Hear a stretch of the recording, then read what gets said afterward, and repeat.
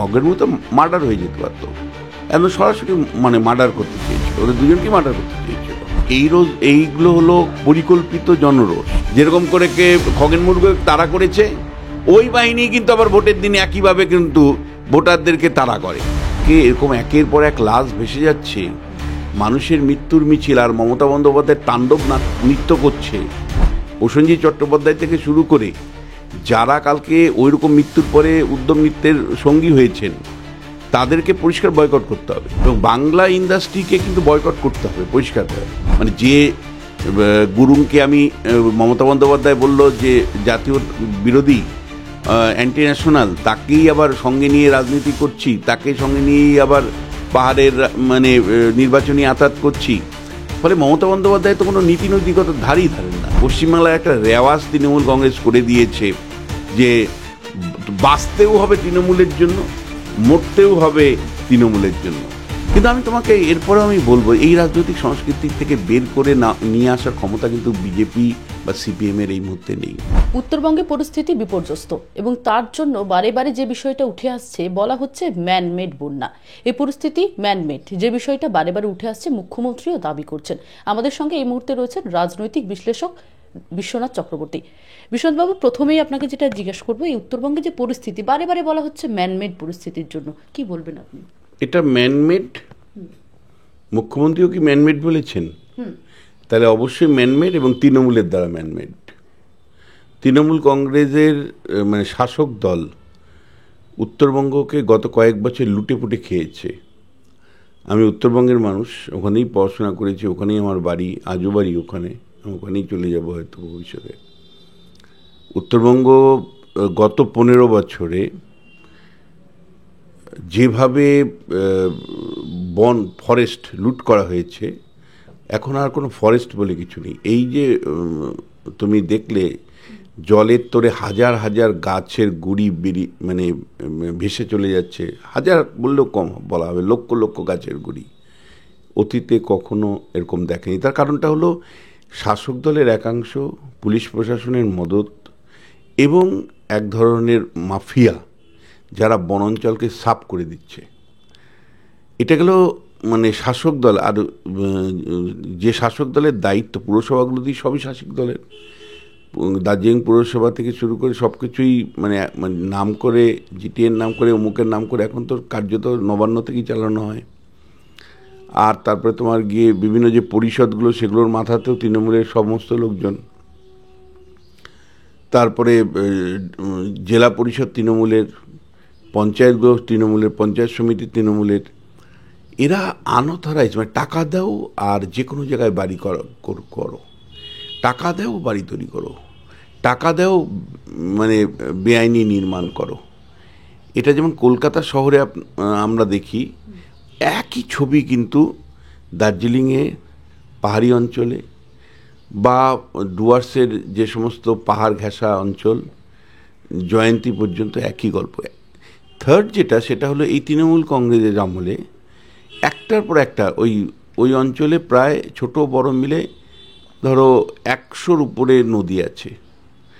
100, তার মধ্যে বড় নদী তোমার গিয়ে তিস্তা, জলঢাকা, রায়ডাক এর মতন, মহানন্দার মতন, এই সমস্ত নদীর চরগুলো পর্যন্ত তৃণমূল কংগ্রেস দখল করে নিয়েছে। মানে এই কারণেই তৃণমূল কংগ্রেস শব্দটা বলছি, যেহেতু শাসক তারা, তাদের মদতে মানে এমনকি জয়ন্তীতে যদি তুমি যাও, তুমি দেখবে যে নদী রিভার বেডে, মানে নদীর গর্ভের মধ্যে নির্মাণ হয়ে গেছে সব বড় বড় নেতার মানে রিসোর্ট। তো এগুলো মানে সত্যি বলতে সিস্টেমেটিক্যালি এগুলোকে ধ্বংস করা হয়েছে। তার সাথে সাথে জেসিপি দিয়ে বালি তোলা, নদী গর্ভের মানে যে কোনোভাবে গতিপথ পরিবর্তন হতে পারে। আর একেবারে নদী লাগোয়া সমস্ত জায়গাগুলো, অর্থাৎ নদী ব্যাংক যেগুলো বলি, ধারগুলো, সেগুলোকে সমস্ত কিছু কিন্তু দখলদারি হয়েছে টাকার বিনিময়ে। ফলে এইটা ম্যানমেড, মমতা বন্দ্যোপাধ্যায় এবং তার দলের ম্যানমেড, এবং এটা সিস্টেমেটিক্যালি ম্যানমেড। কিন্তু আমরা এমন একটা শাসন ব্যবস্থায় আছি যেখানে অন্যায় যে করে সেই মানে যে চুরি করে সেই বলে, চিৎকার করে বলে চোর চোর চোর চোর, মানে অন্য দিকে তাকিয়ে, মানে অনেকটা না মানে বাসের পকেটমারের মতন অবস্থা। দেখবে তুমি বাসে যদি পকেটমার ধরা পড়ে, সবাই চিৎকার করে উঠলে পকেটমার পকেটমার, তখন পকেটমার নিজেও বলতে থাকে পকেটমার বলে চিৎকার করে, অ্যাজ ইফ যেন সে পকেটমার ধরছে। এই বলে পকেটমারের পেছনে মানে পকেটমার নিজে দৌড়ে পালিয়ে যায়। আমি তোমাকে বলছি, মমতা বন্দ্যোপাধ্যায় এবং তার দল যেখানেই অন্যায় করছে, দোষ চাপিয়ে দিচ্ছে বিরোধীদের, দোষ চাপিয়ে দিচ্ছে কেন্দ্র রাজ্যের মানে কেন্দ্রীয় সরকারের, দোষ চাপিয়ে দিচ্ছে আন্তর্জাতিক স্তরের, ভুটানের সাথে কেন এগ্রিমেন্ট নেই, অমুক তমুক, এইসব গল্প, এগুলো কোনো ভিত্তি নেই। আপনি আপনার নিজের ঘরটাকে সামলাতে পেরেছেন।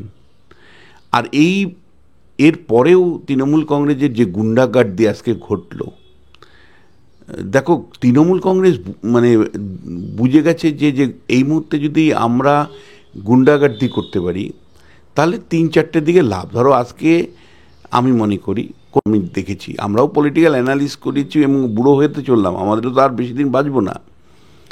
তা আমরা তো জনক্ষোভ বিক্ষোভ দেখেছি, জনগণকে অপমান করা হচ্ছে জনবিক্ষোভের নাম করে, যেটা বলা হচ্ছে যে শঙ্কর ঘোষ এবং এমপি খগেন মুর্মুকে মারা হয়েছে।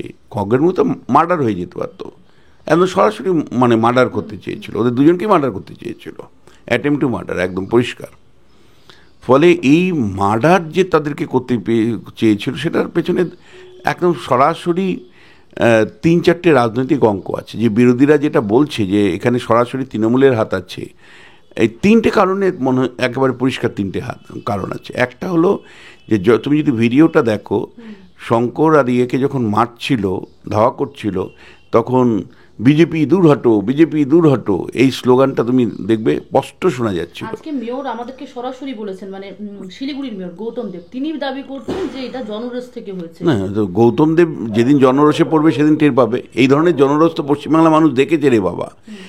দেখো প্রকৃত অর্থে মানুষের ক্ষোভ বিক্ষোভ হয়, জনরোষ আমরা দেখেছি, কিন্তু এই জনরোষটা হলো রাজনীতির লোকরা তৈরি করে। এইগুলো হলো পরিকল্পিত জনরোষ, এর পেছনে রাজনীতির অঙ্ক থাকে। কি কি রাজনীতির অঙ্ক ছিল? মমতা কালকে এরকম একের পর এক লাশ ভেসে যাচ্ছে, মানুষের মৃত্যুর মিছিল, আর মমতা বন্দ্যোপাধ্যায় তাণ্ডব নৃত্য করছে। এটা কিন্তু আমি তোমাকে বলছি মানুষ, সাধারণ মানুষের মনের মধ্যে রেখাপাত করেছে যে এই পশ্চিমবাংলায় উত্তরবঙ্গ অবহেলিত এমনিই বলা হয়। উত্তরবঙ্গের জন্য বিভিন্ন সময় মানে আলাদা রাজ্যের দাবি জানানো হয়েছে যে ভাই নবান্ন বঞ্চনা করে বা দক্ষিণবঙ্গের লোকরা বঞ্চিত করে, সেই কারণেই কখনো গোর্খাল্যান্ডের দাবি উঠে তো কখনো কোচবিহারের রাজ্যের দাবি উঠে। ফলে বঞ্চনা তো সত্যি আছে। এবং এই জায়গা থেকে তোমাকে বলি, মমতা বন্দ্যোপাধ্যায় গতকাল রেড রোডে কার্নিভালে নাচছেন। দেখো কার্নিভাল আয়োজন হয়েছে সরকারিভাবে, এটা হঠাৎ করে বন্ধ করা যায় না।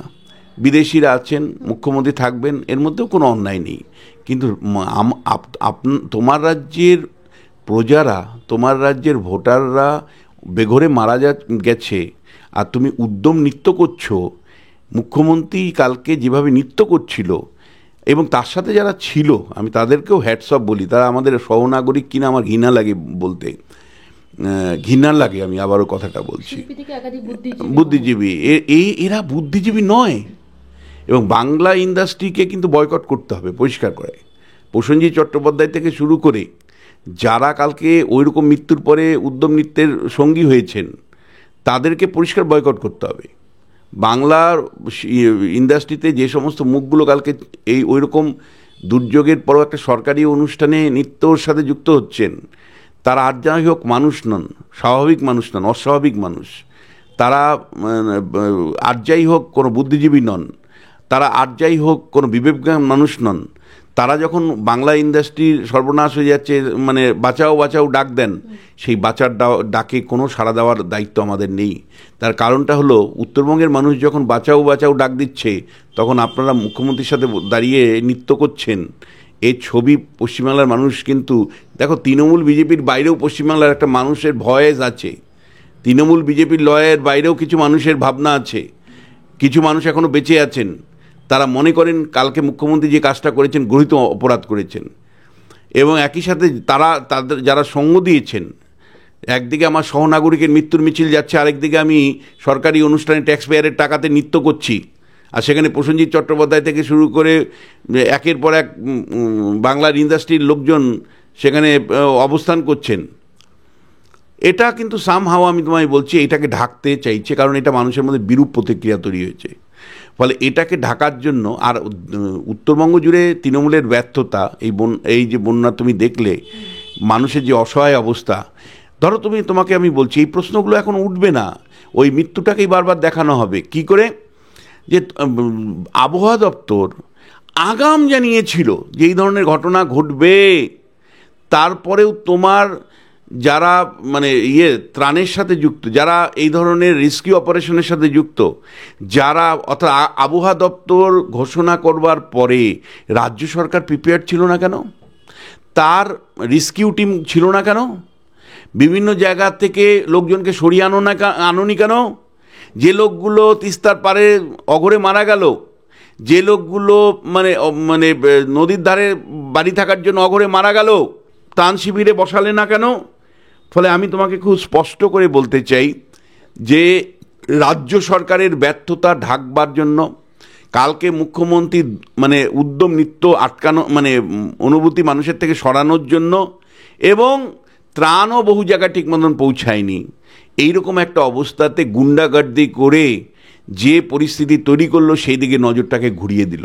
ফলে সচেতনভাবে নজর ঘোরানোর জন্য কিন্তু বিধায়ক এবং সাংসদের উপর আক্রমণ করা হলো। দেখো, এটা তো পশ্চিমবাংলায় একটা রেওয়াজ তৃণমূল কংগ্রেস করে দিয়েছে যে বাঁচতেও হবে তৃণমূলের জন্য, মরতেও হবে তৃণমূলের জন্য।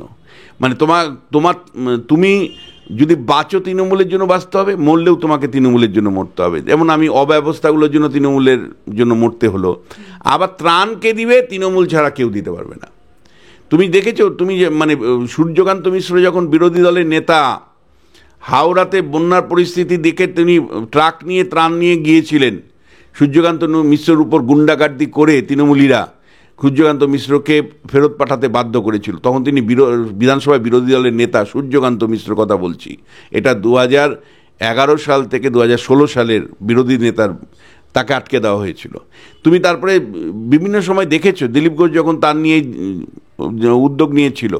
এমনকি তুমি লক্ষ্য করেছো যে যখন প্যান্ডেমিক চলছিল, অর্থাৎ মানে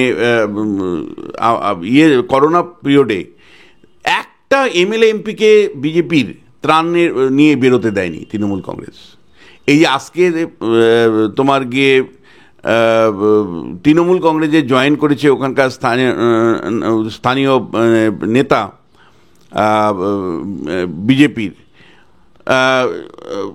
একটার পর একটা বিজেপির নেতা, তারা কিন্তু পরিষ্কার অভিযোগ করেছিলেন যে তাদেরকে সামান্যতম করোনা পিরিয়ডের সময় বাড়ির থেকে বেরোতে দেয়নি। যারা যারা বেরোনোর চেষ্টা করেছিল তাদেরকে আটকে দেওয়া হয়েছিল। এবং সুকান্ত মজুমদার থেকে শুরু করে দেবশ্রী রায়চৌধুরী থেকে শুরু করে এরা প্রত্যেকেই অভিযোগ করেছিলেন সেই সময়, মানে প্রত্যেকে, আমি তোমায় বলছি, নাগরাকাটার বিধায়ক তখন যিনি ছিলেন, এখন যে তৃণমূলে জয়েন করেছেন, এরা প্রত্যেকেই অভিযোগ করেছিল। ফলে ত্রাণকে দিবে তৃণমূল দেবে, তৃণমূলের বাইরে বিজেপি গতকাল থেকে ত্রাণ দিচ্ছিল। ফলে ত্রাণ তোমাকে দিতে দিব না, সামনে ভোট আছে, যদি ভোটাররা প্রভাবিত হয় ফলে শঙ্কর ঘোষকে পেটাও, ফলে সাংসদ মুর্মুকে পেটাও। ফলে এই পেটানোর রাজনীতি, এই পেটানোর কালচার যে জায়গায় নিয়ে গেছে, সেইটা কিন্তু আরেকটা জায়গা আমি তোমায় বলছি, যার জন্য অনেকেই আমাকে ভুল বোঝে, বিজেপির লোকরা ভুল বোঝে। আমি যখন বলি যে ভাই এখানে জিততে গেলে তোমাকে মানি পাওয়ার, মাসুল পাওয়ারের সাথে লড়াই করতে হবে এবং সরকারি প্রশাসনের সাথে লড়াই করতে হবে। ভোট ওইসব ভোট কিচ্ছু ভোট হয় না। ও মানে তুমি আমি 2-4 জন ভোট যারা ভোট দেই বা কিছু বুথ যদি নর্মাল ভোট হয়, বাদ বাকিতে কীভাবে ভোট হয় আমরা জানি। যেটা হয় সেটা হলো ওই শঙ্কর ঘোষকে যেরকম করে তাড়া করেছিল কয়েকশো লোক নিয়ে, যেরকম করে খগেন মুর্মুকে তাড়া করেছে, ওই বাহিনী কিন্তু আবার ভোটের দিন একইভাবে কিন্তু ভোটারদেরকে তাড়া করে। ফলে তোমাকে আমি বলে রাখছি যে বিজেপির লোকজন মানে স্বপ্ন যারা দেখে তারা জানি ভেবে রাখে তৃণমূলের মাসুল পাওয়ারের সাথে লড়াই করতে হবে। যদি লড়াই করতে পারো তাহলে থাকবে, যদি লড়াই না করতে পারো ওইসব গল্প আমাদের মানুষকে শোনাবে না, কর্মীদের স্বপ্ন দেখাবে না। স্বপ্ন দেখিয়ে 2021-এর পরে অঘরে যে 54 জন কর্মীর মৃত্যু ঘটেছিল ওই রাস্তায় তোমরা পা দিবে না। পরিষ্কার করে তৃণমূলের মাসুল পাওয়ারের সাথে লড়াই করতে পারবে। যদি মাসুল পাওয়ারের সাথে লড়াই করতে না পারো তাহলে আজকে শঙ্কর ঘোষের যা দশা হয়েছে, মুর্মুর যা দশা হয়েছে, খগেন মুর্মুর, ওই একই দশা কিন্তু বিধানসভা নির্বাচনের সময় আপনাদের হবে।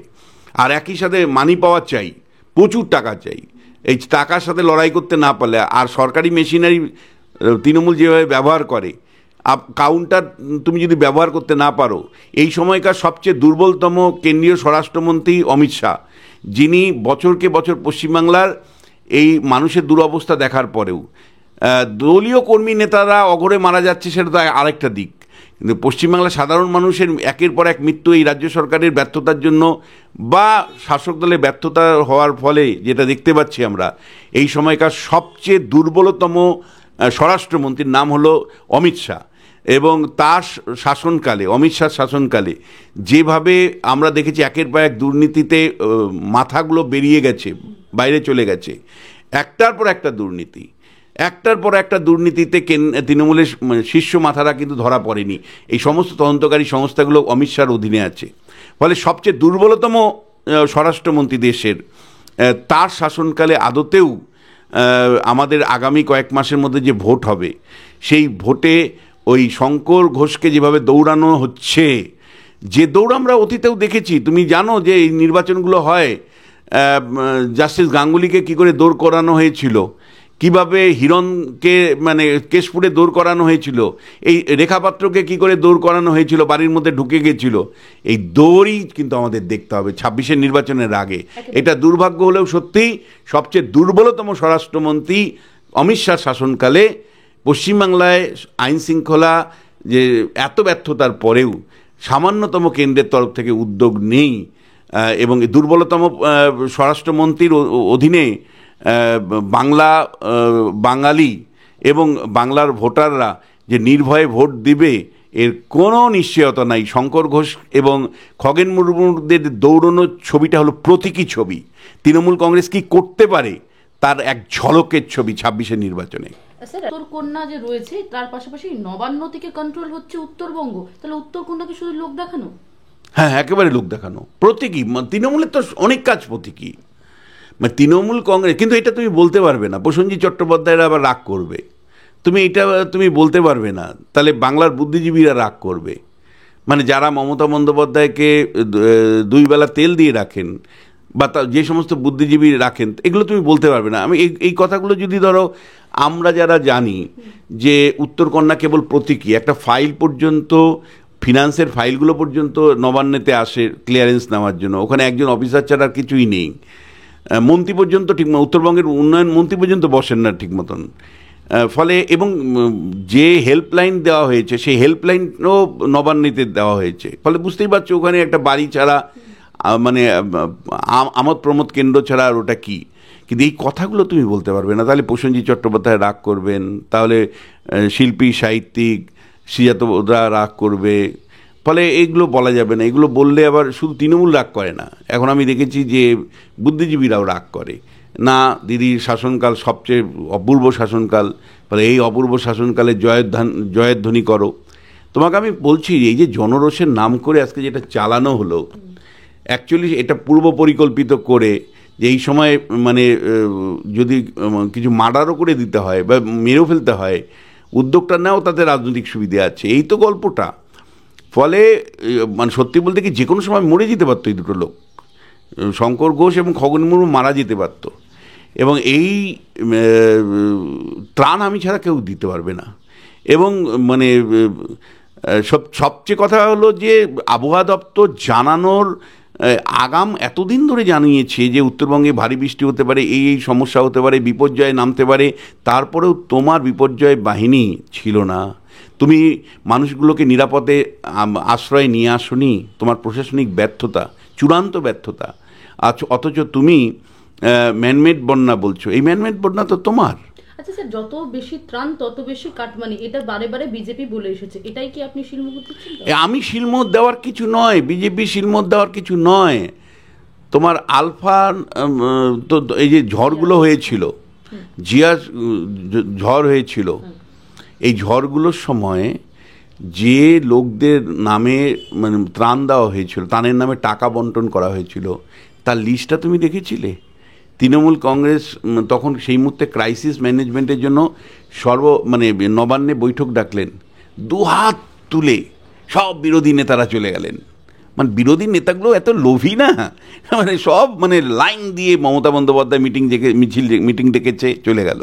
গিয়ে আবার কেউ কেউ পাকামি করে সাজেশন দিচ্ছিল, এবং তারপরে একজন আবার সাজেশন দিয়েছিল, সেই সাজেশনটা ভালো সাজেশন ছিল, যে যাদের আপনি টাকা দিয়েছেন তাদের তালিকাটা আপনি প্রকাশ্যে আনবেন, তো প্রকাশ্য তুলে ধরবেন। কিছু করেনি। এবং তারপরে যে ধরনের টাকা বন্টন হয়েছিল, যেভাবে বন্টন হয়েছিল, মানে যত টান তৃণমূলের তত লাভ। এবং কিভাবে এই ঝড়গুলোর সময় দক্ষিণ চব্বিশ পরগনা, উত্তর চব্বিশ পরগনার নেতারা বড়লোক হয়ে উঠেছিল, নিজের পরিবারের সবাইকে সবার নামে ত্রাণ। এ তো লিস্ট তোমরা দেখেছো, তোমরাই তো সংবাদ মাধ্যম প্রকাশ করেছো, যার ভিত্তিতে আমরা দেখেছি। ফলে যে শাসন ব্যবস্থা কায়েম হয়েছে, দেখো, বিরোধীদের ব্যর্থতার জন্য সেই শাসন ব্যবস্থার অবসান হচ্ছে না। কেন্দ্রের সরকারের সহযোগিতার জন্য তৃণমূল কংগ্রেস টিকে যাচ্ছে, আর রাজ্যের বামপন্থীরা মারা গেছে। কিন্তু তোমাকে আমি বলতে চাই, যে শাসন ব্যবস্থা কায়েম হয়েছে, সামহাও কিন্তু মানে খুব সিরিয়াস লেভেলে যদি কোনো নেতার জন্ম না হয় বাংলায়, খুব সিরিয়াস লেভেলে রাজনৈতিক সংস্কৃতির যদি গড়ে না ওঠে পশ্চিমবাংলায়, তাহলে পশ্চিমবাংলাকে যে বাঙালি নিয়ে রাজনীতি মমতা বন্দ্যোপাধ্যায় বা বিজেপি বা অন্য রাজনৈতিক দলগুলো করছেন, বাঙালি কিন্তু দিনের শেষে হেরে গেল। শেষ পর্যন্ত হারলো কিন্তু বাঙালি। না তার চাকরি আছে, না কার কোনো প্রশাসনিক ব্যবস্থা আছে, শুধু গুন্ডামি করলাম, মারধর করলাম, ভোটে জিতলাম, এই রাজনৈতিক সংস্কৃতির মধ্য দিয়ে কেবলমাত্র ঘুরপাক আমরা খাচ্ছি। মৃতদের পরিবারকে 5 লক্ষ টাকা একটি চাকরি, হয়তো হোমগার্ডের চাকরি মানে তুমিও জানো, হোমগার্ড মানে সিভিক ভলান্টিয়ার। আর মানে এটা তো কোনো সমাধান নয় না। তুমি গভর্নেন্সের প্রশ্নে আনতে পারবে না। মমতা বন্দ্যোপাধ্যায়কে তুমি নাচা গানাতে আনতে পারবে, মমতা বন্দ্যোপাধ্যায়কে দান দক্ষিণা দিয়ে আনতে পারবে, মমতা বন্দ্যোপাধ্যায়কে তুমি গভর্নেন্সে মানে তুমি শিক্ষা, স্বাস্থ্য, উপযুক্ত শিক্ষা তুমি বলবে, সঙ্গে সঙ্গে ওরা বলবে যে প্রচুর কলেজ করা হয়েছে, বিশ্ববিদ্যালয় করা হয়েছে, তাতে কোনো ভাইস চ্যান্সেলার নেই, না তাতে না শিক্ষক আছে, নাতে কোনো পঠন পাঠন আছে, তাতে মনোজিৎ মিশ্রর মতন কালচার সবগুলো জায়গায় ঢুকিয়ে রেখে দিয়েছে। ফলে গুন্ডাগার্দি কলেজ বিশ্ববিদ্যালয়গুলো। তুমি যে স্বাস্থ্যতে আসো, একই বিহাল দশা বিভিন্ন জায়গায়। একটা এন্টার উত্তরবঙ্গ জুড়ে মানুষকে সব দক্ষিণবঙ্গে এসে বা ভিন্ন রাজ্যে গিয়ে স্বাস্থ্য পরিষেবা নিতে হয়।